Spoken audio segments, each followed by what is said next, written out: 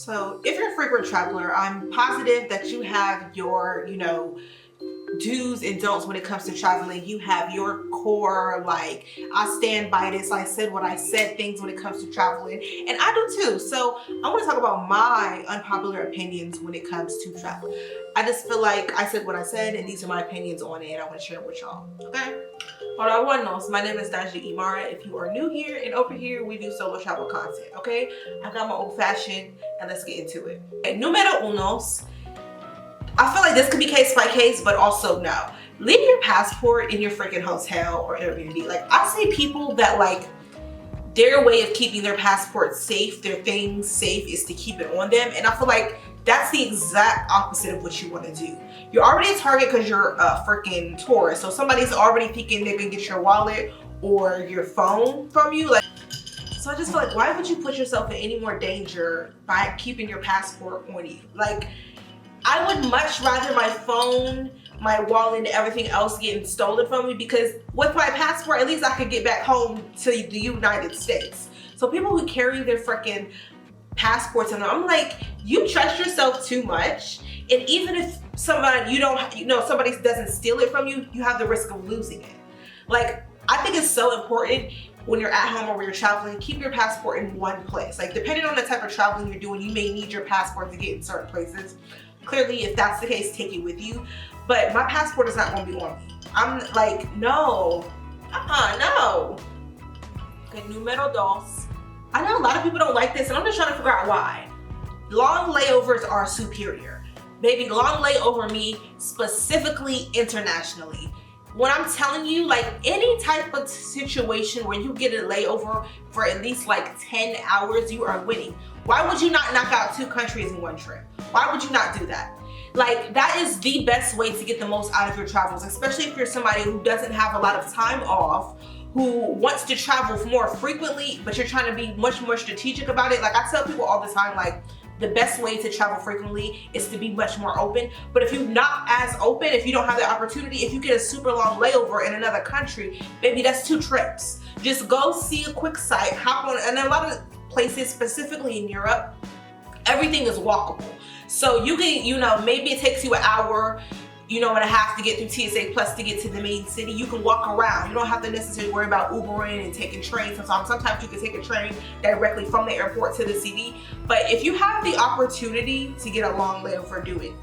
Knock out 2 countries is such a better way to travel. And like I said, if you are like pressed for time and you don't really got that much PTO, you can't take that much time off. You got like 2 passport stamps in one trip. Quit playing. Numero tres. This might be very controversial, but I like turbulence. Like, I don't want to die. I don't want nobody to get hurt, none of that. But like, it's kind of fun. Like, okay, not a little mini, amusement park roller coaster situation. Like, what? Like, I don't know. Like, when turbulence just happened, I'm just like, ooh, like, yes. Like, I don't know why. I don't know what the issue is. It's just the whole suspense of it all. The shaking, the lights flashing or in the air. You don't know what's, it's just, I don't know, it's just fun. Like, it's just like a little, free roller coaster. That's how I look at it. I don't know. Let me know if y'all like turbulence in the comments below. Or y'all like, oh my God, like, knock me out on a flight. I don't want to feel nothing. I just want to get there. Like, what type of travels are y'all when it comes to the plane? Because I like turbulence. I don't know why. I just like it, okay? Numero cuatro, especially for my women out there, I do not think that it is a bad idea to tell people that you are solo traveling. I definitely do believe that there are more good people in this world than there are bad. Everybody is not out to get you because you are a single woman by yourself. Like, usually you will hear frequent travelers, don't tell anybody you're traveling by yourself, say you're out here with friends, But I've had some really great memories and met some really great people by telling them that I'm solo traveling. And a lot of men have looked out for me in that way. Sometimes, I get when, there's different situations you're in, you want to tell people like, oh no, I'm waiting on my friends, or we meeting at X, Y, and Z. That makes sense. But there has been times where I tell people I'm solo traveling, and they're like, oh, we hitting X, Y, and Z, this club, but we going there, you want to come with us? Or men will be like, okay, like, if you need anything, like, hit me up, I'll take you where you need to go. watch out for this area, don't do this, keep your phone away. Like, people will look out for you more than you think. I definitely think you just need to read the situation, but I am not opposed to telling people I'm solo traveling. Like, you will find out that there are much like less evil people in this world than not. And then, like I said, you are missing out on opportunities to make some friends, because people will be like, oh, you by yourself? Let me show you my city. Like, come with me, come with me. And that's like, yes, this is what I need. This is what I need. Who needs to book? Who needs to book Get Your Guide? Who needs to book TripAdvisor? Let me just, you know, kick it with the locals, and they're gonna tell me all the hot spots. Like, think of it that way. But like I said, read the situation. Baby, I promise you, numero cinco, I promise you, baby, you do not need no souvenirs. You will be fine with just those pictures that you took on your phone or your camera. Like, do not feel pressured like, oh, I need to stop by the gift shop. I need to grab something from the locals. Otherwise, this trip, I will have nothing to remember. You have the memories in your head. You took all those pictures on your phone. You took all those pictures on your camera. You have the memories. And then it's just like, when you really get home, you are going to put that souvenir somewhere and forget it even exists. You will never be like, oh, I remember that time I went to Puerto Rico. Let me go look at that refrigerator magnet that I got. Now me, the type of souvenirs I get, every country I go to, I always grab alcohol. Like, let me show you. Like, I got this tequila from Panama. I like to decorate my bar cart, and I'm a drinker. As you can see, I'm drinking old fashioned. What else I got? I got these from Puerto Rico, this rum. I get all types of stuff. That's the type of stuff I like to collect, because that means something to me, because I'm an alcohol collector. Just naturally, I love alcohols. I love to decorate my cart. But like, you don't need those little knickknacks. You don't need those refrigerator magnets. You don't need that cup that says I love New York. Like, you don't need that shit. You will be okay without souvenirs. Like, do not feel like you need to set a budget, or you need, on the last day of your vacation, okay, we need to hit the tourist spot to pick up some stuff. You're not gonna do nothing with it. You're not. Unless somebody in your family is like, oh my God, please get me a shirt. Okay, maybe get some stuff for other people who didn't get to experience that country, that city, but you don't need that damn souvenir. You don't, put the magnets down. Put the teacup, put the puzzle down. I'm telling you, you don't. Okay, numero cinco. I get that everybody's finances are different, but if you can, have cash, a debit card, and a credit card on your vacation.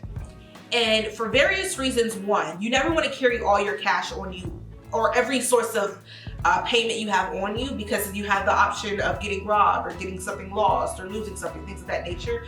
But also, even if you go to a major city that, let's say you're going to New York. Clearly, if you're an American, you probably think, oh, you know, I can use my card anywhere. There will always, I swear, on a vacation, there will always be a situation where it's, sorry, our machine's down, we only accept cash. Sorry, we don't accept that type of card right now. Sorry, X, Y, Z. Like, even in the most major city, the most industrial, like even in those cities that are with the times, you just never know. So always have the local currency, always have a debit card, and always have a credit card if you can. And if you solely do only have one type of income, one type of payment, just be smart with where you're putting it back. If you're buying something, keep an eye out so that you don't lose it or somebody doesn't take it from you. But I just think it's smart to have some stuff on you, and then have stuff in different places. Have maybe something in your pocket, have something in your wallet, and have something back at the hotel. But I think it's very smart to just have different ways of payments, because you never know when something's gonna be cash only, credit only, debit card only, whatever the case. You just don't know. Don't be naive and just think, oh, I've been to this country before, or I saw this influencer say that they didn't do this, or they only had credit cards. Like, you just fucking don't know. Shit changes around the world all the time. Be smart. I think this is numero siete, but you will not have fun on a vacation, no matter how long you're there, trying to squeeze every single thing in that trip. So if you're in Paris and you're trying to do the Louvre, you're trying to do the Notre Dame, you're trying to do the Statue of Liberty, what the goddamn hell? You're trying to do the goddamn, what's the other girl? The Eiffel Tower. You're trying to do, like, not that you can't do those things, but one thing to consider when you are traveling, you can come back, okay? It may be a couple weeks, couple months, couple years, but you could come back and these things are not going to move, okay? Because I've noticed when you just do one, maybe two things per day and just kind of allow the day to go with the flow, you have those unexpected travel, experiences, and then you could just breathe. You could just live within the space that you are in. Just take in the destination and just have a good old time. But when you are trying to jam pack your itinerary from breakfast to dinner, you are going to be exhausted. Because like, think of it this way. Say you book 3 things one day and then 3 things the next, you're exhausted in the morning. You're like, let's get up and get breakfast because we gotta be here at this time. We gotta meet the tour guide. Like, you're not enjoying this experiences when you're in them because you're so busy. So, and then when you do a lot of tours and things of that nature, especially group tours, the tour guide is trying to get you everywhere. So you don't really get to sit and embrace the ambiance of where you at. Like, just take your time when you are traveling.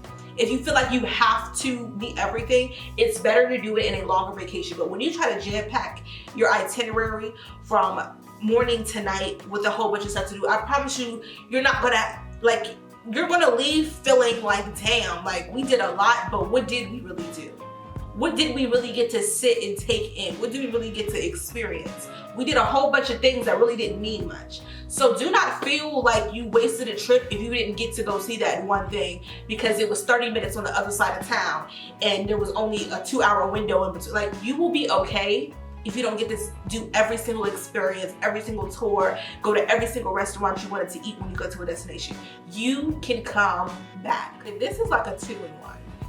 Number 1, travel shaming is so stupid. And number 2, there's no such thing as an overrated destination. Everybody travels for different reasons. Everybody's opinion of what is fun, what is worth their while, worth their money is different. So if you're somebody who really wants to go see Times Square, New York City, somebody who's probably native to New York will be like, why the fuck would you come here? There's nothing here. Only rich people come to Times Square. Rich white people. It's nothing to do. It's just a whole bunch, like, it's like, or say you're not a New York native and you went there and it wasn't all that you thought it would be.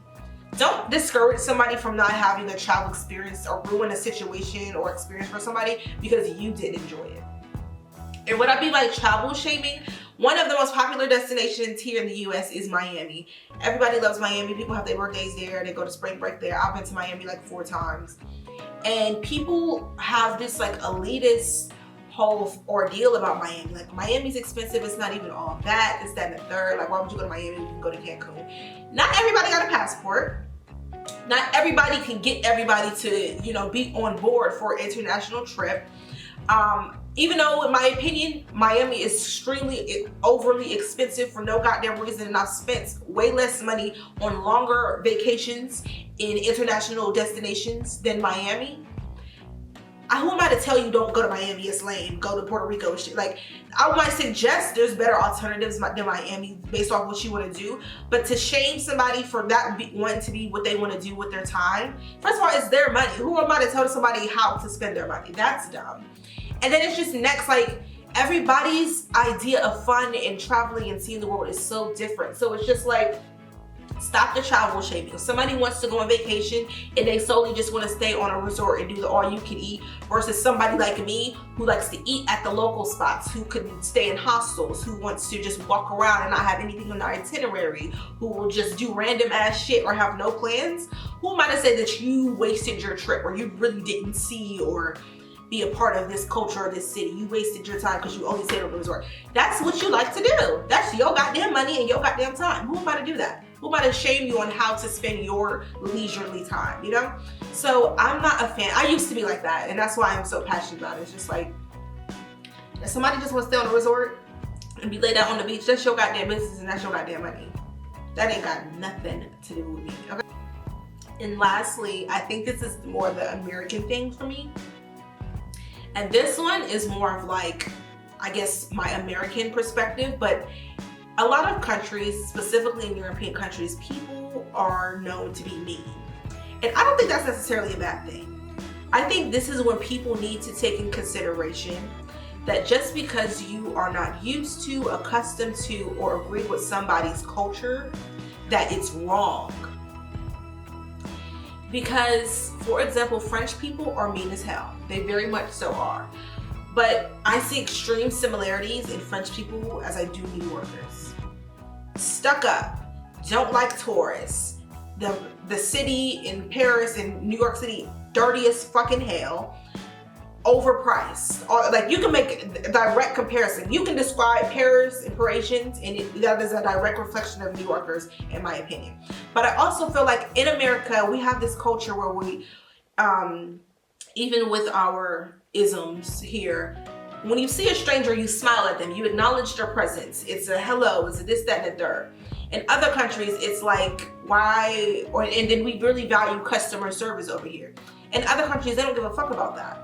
And that might be like, because I'm used to that, I'm expected that, and I might be taken aback by that, but that doesn't necessarily mean that that's wrong for their culture, that they should be nice to complete strangers, that they should, and not say that being mean to complete strangers should be acceptable. Like, I don't think that you should just be a mean person, but it's like, that's their culture. That doesn't make it wrong, but that's just what it is. So when you go to other countries and there may be not that level of hospitality, don't take that personal to like an individual, like, you know, nudge, or individual, like they're targeting me, they are mean to me. Like, no, this is just what they do over there, and that's what it is. And I feel like when you have that mindset, when you do go to those places like Paris and people are being rude to you and the customer service is ass, you can enjoy the experience more if it's like, this is just how y'all do. Y'all just assholes. And I'ma still have my, you know, vacation regardless. So I feel like it's not necessarily a bad thing when everybody's culture isn't so loving and open and, you're a tourist, come here. Because think of it this way. You are coming into somebody else's space, and you could be being rude to them. They could just be annoyed and up to it with tourists. Like, think of like gentrification. When you are in a predominantly, you know, neighborhood that is just people of color, people that look at you, people of a specific tax bracket, and then some outsiders, some rich white folks come into the place, and they want their ways a certain, you know, they want their life in their neighborhood a certain way. It's like, hold up, we've been here. Who the hell is you? Who is you? You know, it's like that. So it's just like, I don't think meanness or stand-up-ish or stuck-upness or whatever the hell these other cultures have is necessarily a bad thing. But I'm not about to, you know, it's not a good feeling for sure, but I'm not about to let that determine my whole vacation. You be an asshole all you want, baby. I'll take the number 3. Thank you. Thank you. So that's just how I see about that. I need to know y'all's unpopular opinions, travel edition. If you don't agree with any of mine, let me know. Let's talk. Let's chop it up. Let's chop it up. Let me know.